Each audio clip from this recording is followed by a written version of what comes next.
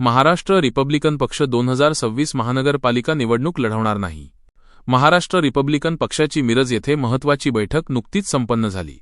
या बैठकीत एकमताने ठराव मंजूर करत 2026 ची महानगरपालिका निवडणूक पक्ष स्वतः लढवणार नसल्याचा निर्णय घेण्यात आला।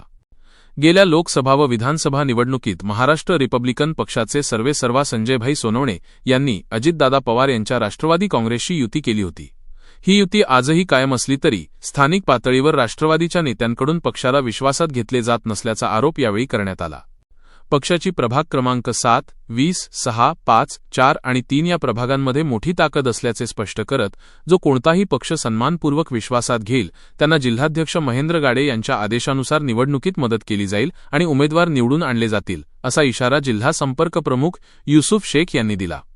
या बैठकीस मेजर कुमार कांबळे, शहराध्यक्ष गणेश कांबळे, बकश बेपारी, अरविंद कांबळे, बबन हालगुरे, स्वप्नील दंडीनवर, अजय बाबर, शाबुद्दीन शेख, लियाकत जमादार, जयसिंग साळुंखे, प्रकाश कांबळे, दिलावर बुजरुक, गौतम कांबळे, सुभाष दबडे, सागर खाडे, सुरेश कांबळे आदी कार्यकर्ते व पदाधिकारी मोठ्या संख्येने उपस्थित होते।